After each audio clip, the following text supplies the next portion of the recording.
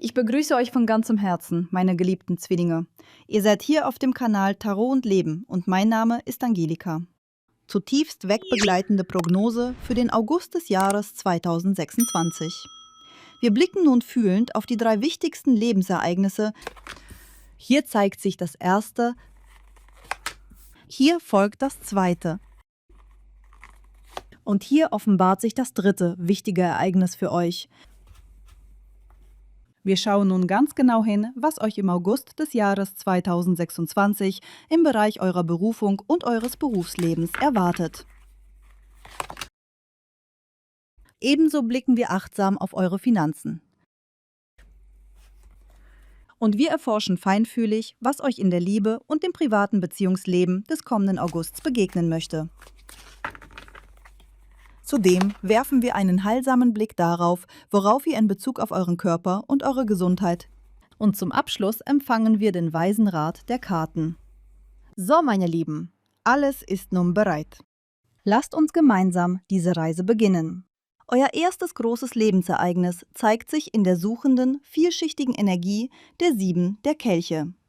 Als zweiter wichtiger Meilenstein offenbart sich die erfüllte, stabile Kraft der 9 der Pentakel. Und das dritte große Ereignis wird durch die in sich gekehrte, leise Dynamik der 4 der Kelche verkündet. Nun, meine Lieben, der August wird euch eine enorme Fülle an tiefen Emotionen bringen. Dabei werden sich diese emotionalen Wellen in ganz unterschiedlichen Farben und Facetten zeigen. Auf der einen Seite spricht die 4 der Kelche davon, dass sich eure Seele insgeheim nach weitaus Größerem sehnt, nach wahrhaft inspirierenden Ereignissen und neuen Impulsen. Es zeigt sich eine Phase des Übergangs. Ich glaube keineswegs, dass dies euren gesamten August bestimmen wird, denn in eurem Blatt liegen ja auch die glanzvolle 9 der Pentakel sowie die schöpferische 7 der Kelche. Doch es wird ein bestimmter Zeitraum spürbar sein, in dem ein tiefes Verlangen nach mehr in euch erwacht. Ihr werdet euch nach leidenschaftlichen Gefühlen sehnen, nach lebendigen, bunten Lebensereignissen und spürbaren Veränderungen auf eurem Weg. Und genau dann kann sich eine leise, melancholische Schwere an eure Seele schmiegen, weil diese ersehnten Durchbrüche im Außen scheinbar noch nicht in eurer Realität sichtbar werden. Dafür wird natürlich jede einzelne Seele unter euch ihre ganz eigenen, zutiefst persönlichen Gründe haben. Für manche liegt es an einer vorübergehenden Unfähigkeit, vollkommen aktiv am bunten sozialen Leben teilzunehmen. Andere sehnen sich vielleicht danach, in die Ferne zu reisen und sich eine heilsame Auszeit zu gönnen. Und das Ausbleiben dieser Reise erzeugt dann eine innere Apathie, eine leise Melancholie und Traurigkeit. Bei einigen wollen bestimmte Projekte einfach noch nicht fließen. Bei anderen wiederum zeigt sich eine enorme Last durch ein zu hohes Arbeitspensum im Alltag. Und für manche sind es zwischenmenschliche Spannungen, ein plötzlicher Streit oder die schmerzhafte Sehnsucht nach einem geliebten Herzensmenschen, den man schon sehr lange nicht mehr sehen konnte, weil er weit weggereist ist oder weil im Job alles drunter und drüber geht. Und so zeigt sich eine Phase, in der ihr eine tiefe Traurigkeit in euch spüren werdet. Eine Zeit des leisen Vermissens, des Erinnerns oder einfach ein Zustand, in dem ihr das äußere Geschehen nur noch still betrachtet, während ihr zutiefst in euer eigenes Inneres, in eure Gedanken und in eure psychischen Prozesse eintaucht. Ihr zieht euch in eure ganz eigene Welt zurück, fixiert auf eure inneren Seelenlandschaften und auf das, was euer Verstand unaufhörlich bewegt. Und weil sich das Leben in diesem Moment so gewöhnlich anfühlt, so voller Routine, so vorhersehbar, schleicht sich durch diese Monotonie eine spürbare Leblosigkeit und ein Desinteresse in euer Herz. Genau daraus entsteht für eine gewisse Zeit diese emotionale Stagnation. Bei manchen von euch wird dieser Zustand nur wenige Stunden anhalten, bei anderen mag es ein ganzer Tag sein und bei einigen wird es sich über 2 oder 3 Tage erstrecken. Es fühlt sich an wie ein inneres, emotionales Moor, ein Zustand des Stillstands, in dem sich absolut nichts zu bewegen scheint. Man sehnt sich nach einem frischen Impuls, doch um einen herum liegt alles still wie ein unbewegter See, ein energetisches Vakuum, in dem es einfach an lebendigen, nährenden Emotionen fehlt. Und genau weil diese Nahrung für die Seele fehlt, breiten sich Langeweile, Frustration und eine bleierne Schwere in eurem Alltag aus. Doch dieses Gefühl der Freude, diese Lebenslust, müsst ihr jetzt ganz bewusst und aktiv in euer Leben zurückholen, um dieser Melancholie die Kraft zu nehmen. Erlaubt euch daher im August ganz gezielt Dinge, die eurer Seele eine tiefe, reine Freude schenken. Wenn euch ein kleiner süßer Genuss glücklich macht, dann gönnt euch dieses Gebäck, genießt es mit allen Sinnen. Wenn eure Seele danach verlangt, kreativ zu schöpfen, zu malen, zu singen, Gedichte zu schreiben oder euch künstlerisch auszudrücken, dann schenkt euch genau diesen Raum. Und wenn es euch einfach nur gut tut, euch bei einer leichten Komödie zu entspannen, dann schaltet das Gerät ein und erlaubt euch dieses Lachen. Egal, wie viel Arbeit noch auf dem Schreibtisch liegt oder welche Pflichten rufen. Ich spreche hier natürlich in Bildern. Aber schenkt euch selbst diese Momente des reinen Genusses. Genau das wird euch dabei helfen, euer erstarrtes Herz wieder aufzutauen, den wahren Geschmack des Lebens neu zu spüren und die emotionalen Speicher zu füllen, die so leer erschienen. Und achtet bitte ganz besonders auf die tiefe Weisheit der 4 der Kelche. Sie zeigt nämlich unmissverständlich, dass bereits eine wunderbare, frische Chance und ein vielversprechendes Angebot im Verborgenen auf euch warten. Doch ihr lauft Gefahr, dieses Geschenk des Himmels überhaupt nicht wahrzunehmen, weil ihr euren Blick starr nach innen richtet, gefangen in eurem emotionalen Moor und in dieser inneren Stagnation. Wenn es euch jedoch gelingt, euch aktiv von diesen schweren, melancholischen Gedanken über die Vergangenheit zu lösen, werdet ihr diese Chance augenblicklich erkennen. Ihr werdet das Angebot sehen und euer Leben wird sich sofort wieder in den buntesten, lebendigsten Farben anstreichen. Doch in der schweren Energie der 4 der Kelche ist es eine große Herausforderung, den Blick zu heben, weshalb ihr diese Chance leicht übersehen und ungenutzt verstreichen lassen könntet. Und dann würde sich diese Phase des Stillstands für euch noch ein wenig verlängern. Aber, wie ich schon sagte, das betrifft keineswegs den gesamten Monat, sondern nur ein kurzes Zeitfenster. Manchmal manifestiert sich diese Karte auch als eine spürbare Kränkung. Ein Moment, in dem ihr euch nach einem Streit verletzt zurückzieht oder wenn jemand ein Versprechen nicht einhält und ihr aus Enttäuschung Mauern um euch herum aufbaut. Ihr flüchtet in die Isolation, grübelt unaufhörlich nach, verliert euch in schweren Gedanken und tragt diese Traurigkeit mit euch herum. Nun, eine solche Phase durchlebt wohl jede Seele einmal auf ihrem Entwicklungsweg. Daran ist überhaupt nichts Befremdliches, es gehört zum Menschsein dazu. Wichtig ist nur, dass ihr euch möglichst schnell und eigenverantwortlich wieder aus diesem emotionalen Sumpf befreit. Genau wie der berühmte Baron Münchhausen, der sich am eigenen Schopf aus dem Morast gezogen hat. Nun blicken wir weiter. Welche faszinierenden Dynamiken möchten sich noch in eurem Leben entfalten? Hier begegnet uns die schöpferische Energie der 7 der Kelche. Und diese Karte ist überaus spannend, denn sie kündigt an, dass im August tatsächlich eine Vielzahl von Angeboten und Optionen in euren Lebensraum strömen wird. Doch aus irgendeinem Grund werden diese Optionen eure innere Erfüllung zunächst nicht zu treffen scheinen. Es mögen Einladungen sein, gemeinsam an einen schönen Ort zu reisen, auszugehen, ein Café zu besuchen oder einfach nur Zeit miteinander zu verbringen. Vielleicht ist es auch nur der banale Vorschlag, sich im Garten zusammenzusetzen, falls ihr in einem eigenen Haus lebt, oder einen entspannten Spaziergang durch die Straßen zu machen. Doch ihr werdet innerlich eine spürbare Abwehrhaltung einnehmen, da die benachbarte 4 der Kelche euer System blockiert, sodass ihr diese Angebote ablehnt oder ihnen gar keine Beachtung schenkt. Auf einer weitaus höheren Ebene kann sich diese 7 der Kelche jedoch als ein wunderbares, zutiefst inspirierendes, kreatives Projekt manifestieren, das eure Seele entflammt. Und wenn ihr diesen Weg wählt, ist es der absolut beste Verlauf für euch. Denn durch künstlerisches Schaffen, eure visuelle Vorstellungskraft und das Erwachen eures kreativen Potenzials könnt ihr eine immense Heilung erfahren. Genau durch diesen schöpferischen Fluss werdet ihr Großes bewirken und bedeutende Meilensteine erreichen. Zudem zeigt die 7 der Kelche, dass eure Vorstellungskraft im August beginnen wird, völlig neue Träume, Visionen und Lebenspläne zu weben. Wenn ihr euch in diesen Visionen verliert, erwacht in euch vermutlich der drängende Wunsch, all diese Pläne im August im Eiltempo in die Realität umzusetzen.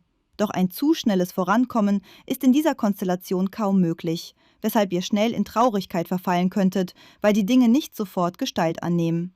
Hier gilt es, eine tiefe, reife Geduld in euch zu verankern und Schritt für Schritt, ganz beharrlich und ohne Eile, auf euer großes Ziel zuzugehen. Die 7 der Kelche ist zudem ein wunderbarer Quell für den Empfang von völlig neuen, innovativen Ideen. Diese Impulse werden reichlich fließen und euer Geist wird sehr aktiv sein. Doch unter dieser Karte ist es von existenzieller Bedeutung zu verstehen, dass bei weitem nicht alle diese Ideen auch wirklich tragfähig und konstruktiv für eure Zukunft sind. In euren Sehnsüchten, Träumen und Plänen könntet ihr euch so sehr in diese Gedankenschlösser verlieben, dass ihr beginnt, Wunschdenken mit der Realität zu verwechseln. Ihr lauft Gefahr, euch in einer tiefen Illusion zu verlieren. Und diese Illusion trägt meist einen rein emotionalen Charakter.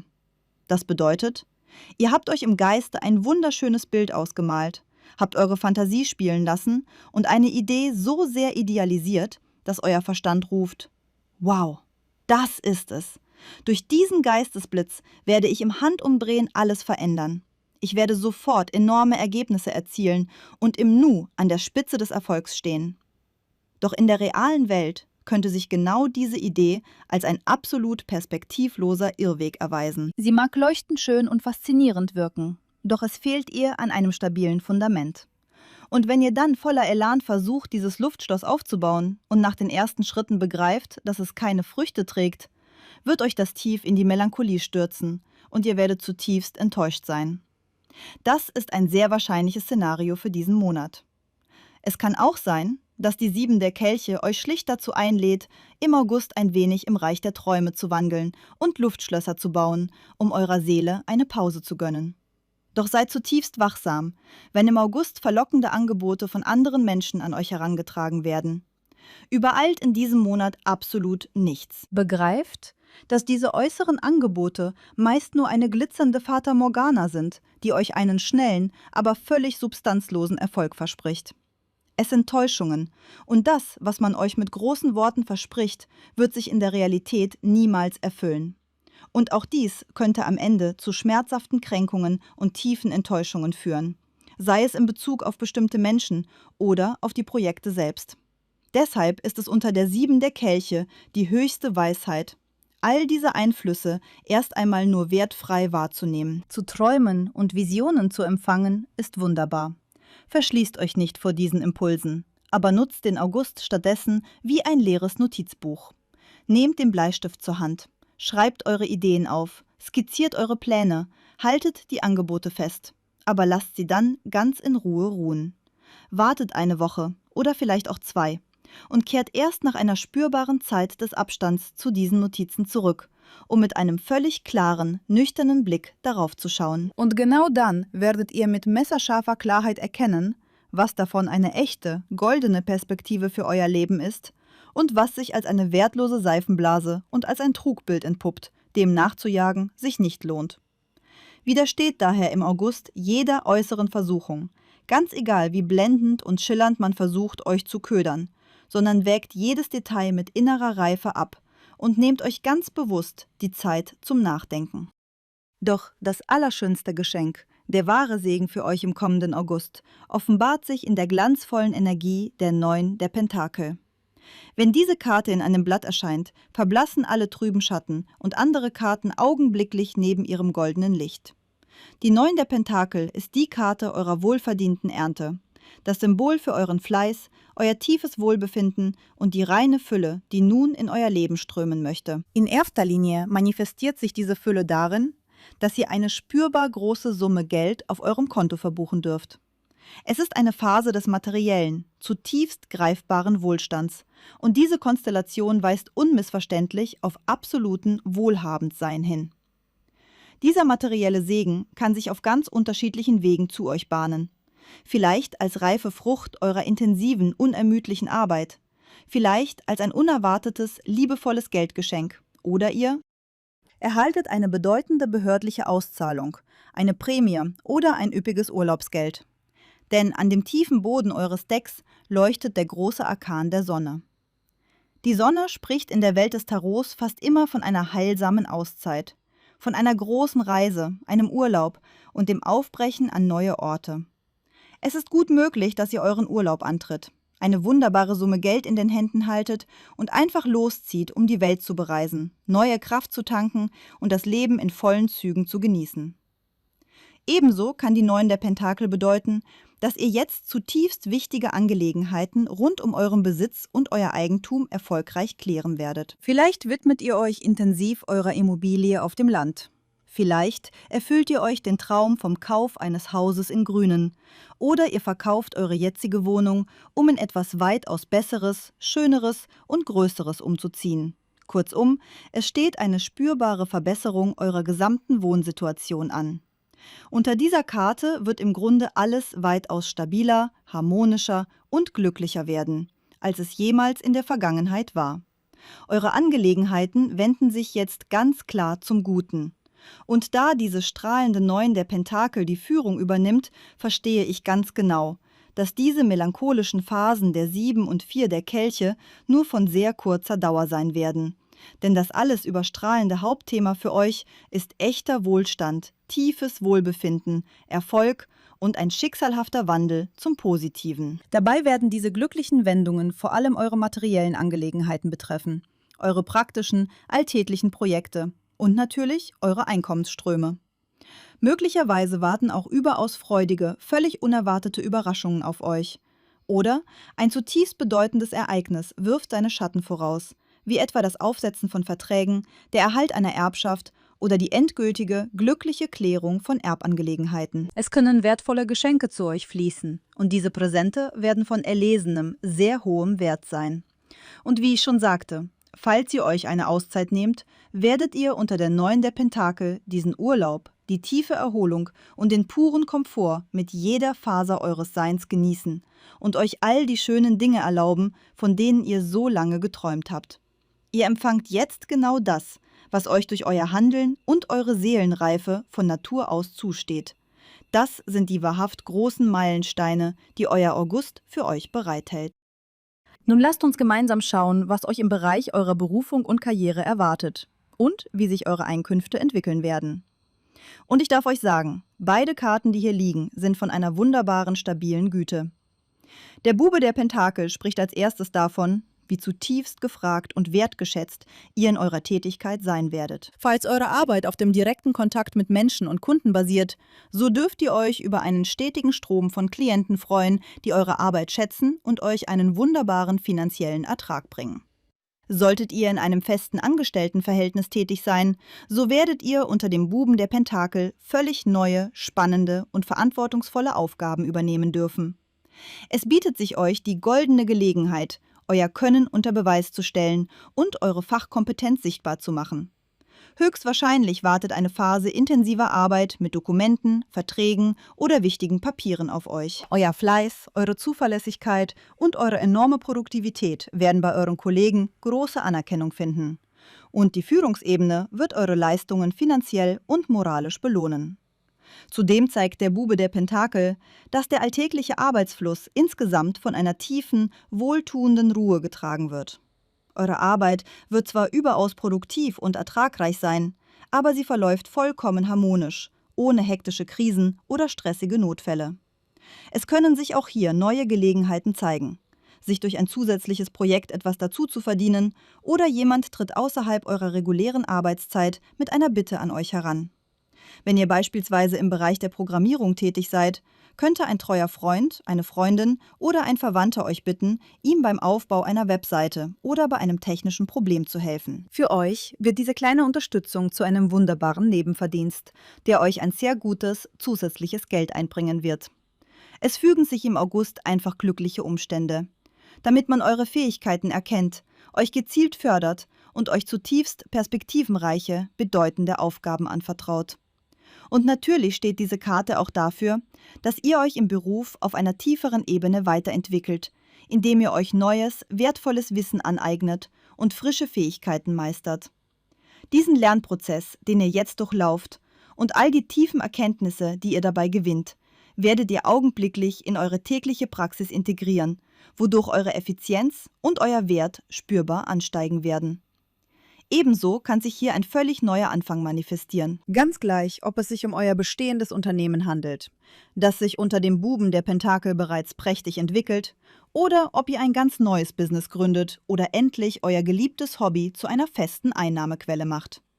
Die Karten offenbaren ganz deutlich: Das, was ihr im August ins Leben ruft, trägt den Keim einer großartigen, langfristigen Perspektive in sich und wird euch in der Zukunft einen reichhaltigen Ertrag schenken. Es ist der gesegnete Beginn einer neuen beruflichen Berufung.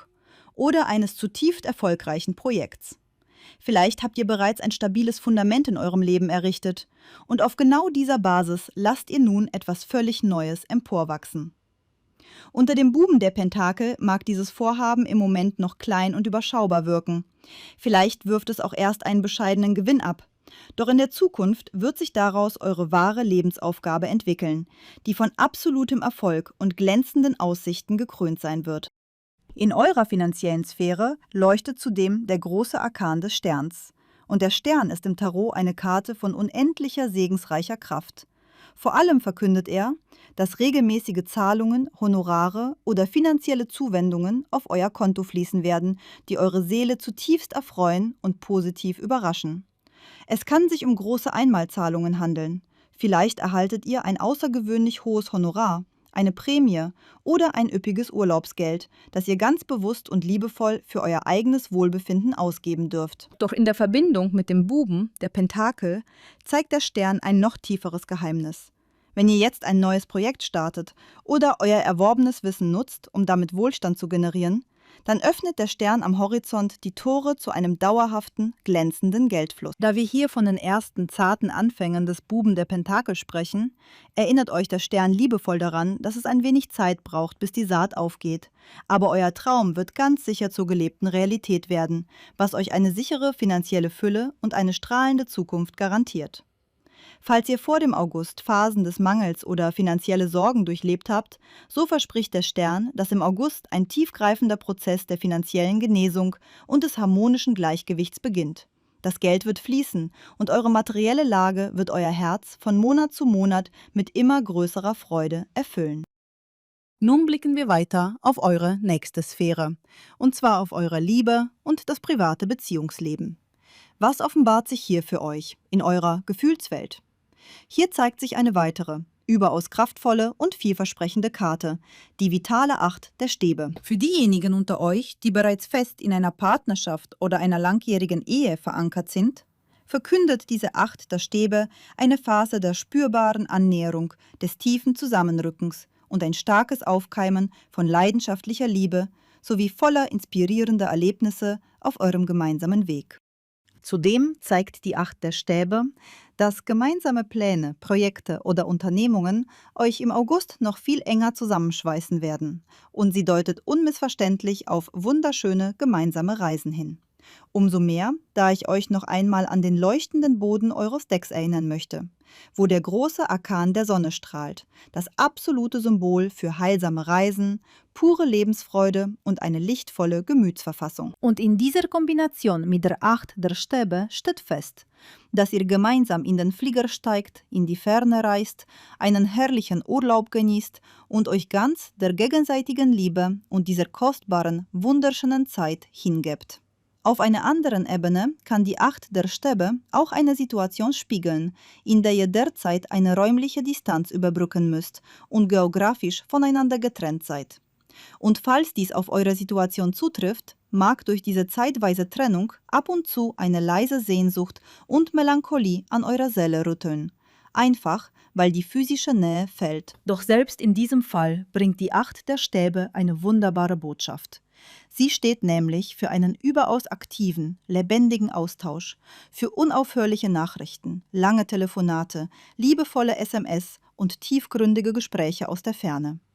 Und genau diese intensive Kommunikation wird eure Herzen auf einer tieferen Ebene zutiefst miteinander verweben. Falls sich in eurem Beziehungsalltag in der letzten Zeit eine gewisse Monotonie oder Routine eingeschlichen haben sollte, so kündigt die Acht der Stäbe eine plötzliche, völlig unerwartete Belebung eurer Partnerschaft an, getragen von einer Welle tiefer Aufrichtigkeit und einer spürbaren Transformation eurer Verbindung zum Positiven. Es wird eine überaus lebendige, von brennender Leidenschaft erfüllte Phase des Zusammenlebens. Doch diese feurige Energie ist so intensiv, dass aus dem Nichts heraus auch kleine Funken von plötzlicher Eifersucht oder emotionalen Spannungen aufflackern können. Für die Singles unter euch hält die Acht der Stäbe eine absolut wundervolle Verheißung bereit. Sie schenkt euch im August die großartige Chance auf eine schicksalhafte Begegnung und das Erwachen einer tiefen, großen Liebe, Denn diese Karte verkündet den plötzlichen Einzug romantischer Gefühle. Es geschieht ganz nach dem universellen Gesetz, dass die Liebe genau dann in unser Leben tritt, wenn wir es am wenigsten erwarten. Und es spielt überhaupt keine Rolle, ob ihr euch innerlich bereits vollkommen bereit dafür fühlt oder nicht. Ganz gleich, ob ihr diesen Wandel aktiv herbeigesehnt habt oder ihm skeptisch gegenübersteht. Die Gefühle werden euch mit einer solchen Wucht erfassen, dass ihr von einer Welle der Leidenschaft fortgetragen werdet. Es ist die klassische Initiation der Liebe auf den ersten Blick, zutiefst leidenschaftlich, stürmisch und von einer enormen emotionalen Tiefe getragen. Die 8 der Stäbe erweist sich hier als ein wahrer, überaus glücklicher Segen für euer Herz. Nun lasst uns behutsam weitergehen. Wir schauen als nächstes darauf, worauf ihr im Bereich eures Körpers und eurer Gesundheit ganz besonders achten solltet. Hier begegnet uns die suchende Energie der 2 der Stäbe.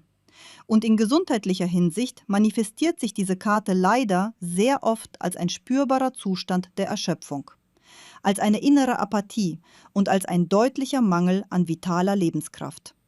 An dieser Stelle schließt sich der Kreis zu eurer anfänglichen 4 der Kelche und deren melancholische Strömung beginnt sich nun ganz real auf eure körperliche Verfassung auszuwirken. Es handelt sich hierbei höchstwahrscheinlich nicht um schwere organische Erkrankungen, sondern vielmehr um die seelischen Nachwirkungen einer depressiven Verstimmung, einer inneren Schwere und Traurigkeit. Deshalb betone ich noch einmal mit aller Deutlichkeit, dass euer physisches Wohlbefinden in diesem Monat vollkommen von eurer emotionalen Balance und eurer mentalen Hygiene abhängen wird. Und um diesem Sog der Erschöpfung effektiv entgegenzuwirken, müsst ihr eurem System in August ganz bewusst ausgiebige Phasen der echten Erholung schenken, eure Energiereserven regenerieren, euch mit positiven Emotionen nähren und euch Dinge erlauben, die euer Herz erwärmen. Jede Seele findet diesen Ausgleich natürlich auf ihre ganz eigene Weise. Für die einen ist es das nährende Treffen mit treuen Freunden, für die anderen der Rückzug in die Stille der Natur außerhalb der Stadt. Und wieder andere erfreuen sich an einem schönen Geschenk oder kulinarischen Genüssen. Richtet eure Achtsamkeit ganz bewusst auf diese Signale eures Körpers. Zudem kann die 2 der Stäbe, obwohl wir das durch die ansonsten sehr kraftvollen Karten in eurem Blatt abmildern können, ein leises Warnzeichen für den Beginn eines beruflichen Burnouts sein. Doch da eure beruflichen Tendenzen an sich sehr vielversprechend liegen, deutet dies hier nicht auf ein chronisches Ausbrennen hin, sondern schlicht auf das akute Defizit an Freude und Leichtigkeit in eurem Alltag. Es kann sein, dass ihr euch in letzter Zeit viel zu sehr verausgabt habt, dass ihr getrieben wart von dem Wunsch nach materieller Sicherheit oder dass ihr eure gesamte Energie in die Lösung alltäglicher Probleme investiert und dabei vollkommen vergessen habt, dass eine Seele neben all den Pflichten auch Phasen des reinen Genusses braucht. Achtet unter der 2 der Stäbe im Bereich eurer Gesundheit zudem auf folgenden Aspekt. Falls ihr eine medizinische Abklärung benötigt, solltet ihr auf eine zutiefst gründliche, gewissenhafte Diagnostik bestehen. Und sollten bereits chronische Beschwerden oder gesundheitliche Bausteine in eurem Leben präsent sein. Ich sage keineswegs, dass diese im August neu entstehen, sondern spreche von bereits bestehenden Themen. Dann gilt es jetzt, die Methode der Heilung mit innerer Reife und Bedacht auszuwählen. Nehmt euch die Zeit, um bei einem Arztbesuch nach einem wirklich kompetenten, erfahrenen Spezialisten zu suchen, dem ihr euer Vertrauen schenken könnt. Lenkt eure Aufmerksamkeit ganz bewusst auf diese Schritte der Selbstfürsorge. Und nun ist die Zeit gekommen, um den finalen, weisen Rat der Karten für euren Weg zu empfangen. Hier offenbart sich der große Arkan des Mondes. Der Mond als archetypische Kraft spricht in seiner Essenz immer davon, dass ihr bestimmte Aspekte eurer Realität derzeit noch nicht klar erkennen könnt, da wichtige Details im Verborgenen liegen und vor eurem Blick verschleiert sind. Und dieses verborgene Wissen, diese unsichtbaren Strömungen tragen eine große Bedeutung für euren weiteren Weg. In eurem konkreten Fall bezieht sich diese Verschleierung höchstwahrscheinlich auf den Bereich eurer Gesundheit. Was bedeutet, dass ihr bei körperlichen Warnsignalen nicht wegschauen dürft, sondern unbedingt den Weg zum Arzt suchen, eine fundierte Diagnostik durchlaufen und eine konsequente Heilung einleiten solltet. Ebenso zeigt der Mond den Weg, wie ihr euch aus den Fesseln der eben besprochenen emotionalen Schwere und Erschöpfung befreien könnt. Da der Mond für eine sehr instabile, schwankende Gemütsverfassung steht, lautet der transformierende Rat dieses Arkans, euer gewohntes Umfeld für eine Weile ganz bewusst zu verlassen und zu verreisen. Es wird eurer Seele unendlich gut tun, die Nähe zum Element Wasser zu suchen, an einen See, an das Meer oder an den Ozean zu fahren, um dort eine tiefgreifende energetische Reinigung zu erfahren. Und hier ist ein weiterer, zutiefst spiritueller Rat für euren August. Vertraut in dieser Phase blind eurer eigenen Intuition. Eure innere Stimme und eure feinstoffliche Wahrnehmung werden im August außergewöhnlich scharf und präzise arbeiten. Das gilt für die Frauen und die Männer unter euch gleichermaßen. Schenkt euren Träumen eine ganz besondere Beachtung, da euer Unterbewusstsein euch in den Nächten wertvolle Symbole, Wegweiser und Antworten auf eure Lebensfragen senden kann. Doch der Mond fordert euch auch dazu auf, in eurer alltäglichen Realität zutiefst wachsam zu sein, da unklare, undurchsichtige und schwer zu durchschauende Situationen in euer Feld treten können. Dies wird umso deutlicher, wenn wir den Blick an den schattenhaften Boden des Decks richten, wo sich die warnende Energie der 7 der Schwerter verbirgt. Die 7 der Schwerter ist im Tarot ein unmissverständlicher Hinweis darauf, dass im Außen Kräfte am Werk sein könnten, die versuchen, euch durch Täuschung, List oder Unaufrichtigkeit zu manipulieren. Und diese Täuschungsmanöver spiegeln sich direkt in den eben erwähnten Verlockungen der 7 der Kelche wider. Wenn im August scheinbar glanzvolle Angebote an euch herangetragen werden, fallt bitte unter keinen Umständen auf diese schillernden Fassaden herein. Schenkt euch selbst ein großes, absolut notwendiges Zeitfenster des Abstands. Übereilt keine Entscheidungen und sprecht auf gar keinen Fall ein voreiliges Ja aus. Nutzt stattdessen die schützende Formulierung: Ich werde morgen darüber nachdenken. Ich brauche Zeit für mich und ich bin im jetzigen Moment nicht bereit, eine Entscheidung zu treffen. Denn hinter diesen Angeboten verbirgt sich mit sehr großer Wahrscheinlichkeit ein unsichtbarer Fallstrick. Der Arkan des Mondes warnt euch eindringlich vor versteckten Dynamiken und Intrigen, die hinter eurem Rücken gewoben werden könnten, ohne dass euer Verstand im Moment etwas davon ahnt. Manchmal manifestiert sich diese Kombination auch in einer sehr profanen, aber dennoch schmerzhaften Form des Verlusts, da die 7 der Schwerter im klassischen Sinne für Diebstahl und den Verlust von Energie steht. Es kann ein betrügerischer Telefonanruf sein, bei dem manipulative Täter versuchen, euch durch geschickte Gesprächsführung zu täuschen, um euch euer mühsam verdientes Geld von euren Konten oder Karten zu entwenden. Deshalb gebietet das Tarot euch hier absolute Achtsamkeit und Wachsamkeit. Seid euch bewusst, dass solche Intrigen, Täuschungen und Betrugsversuche in euer Feld treten können. Doch ich darf euch beruhigen. Diese Energie wird glücklicherweise nicht euer privates Liebesleben überschatten. Sie wird auch keineswegs eure wunderbaren beruflichen Perspektiven oder eure stabilen Finanzen gefährden. Nein, das ist nicht der Fall. Vielmehr betrifft diese Energie eine rein punktuelle, äußere Alltagssituation. Es sind, wie ich schon sagte, die klassischen Telefonbetrüger oder irgendwelche unehrlichen Menschen, die euren Lebensweg kreuzen. Vielleicht versucht jemand in einem unachtsamen Moment im Supermarkt, euren Geldbeutel zu entwenden oder euch auf eine ähnliche Weise zu hintergehen. Selbst wenn es sich am Ende nur um eine absolute Kleinigkeit handeln sollte, so hinterlässt ein solcher Vorfall dennoch immer einen sehr unangenehmen, bitteren Nachgeschmack in der Seele. Deshalb lautet der weise Rat der Karten für euch: Meidet im August jede Form von unklaren Verflechtungen, schützt euch vor Betrug und agiert im Alltag mit der maximalen Instanz eurer Wachsamkeit. Schenkt fremden Menschen kein blindes Vorschussvertrauen und geht eure Schritte mit einer gesunden, reifen Vorsicht.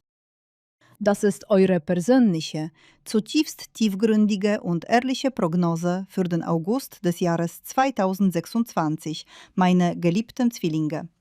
Wenn wir das gesamte Bild betrachten, zeigt sich euer Monat als eine überaus kraftvolle, wunderbare und zutiefst vielversprechende Zeit voller glänzender Perspektiven.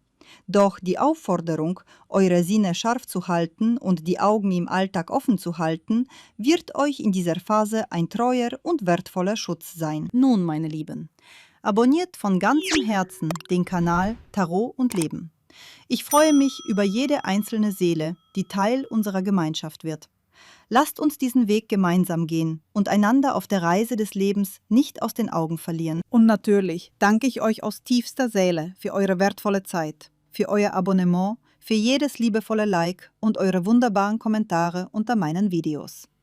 Mit diesen Worten verabschiede ich mich von euch für heute, in tiefer Verbundenheit und mit all meiner Liebe. Eure Tarotleserin Angelika. Ich nehme euch alle ganz fest in den Arm. Bis bald. Bye bye.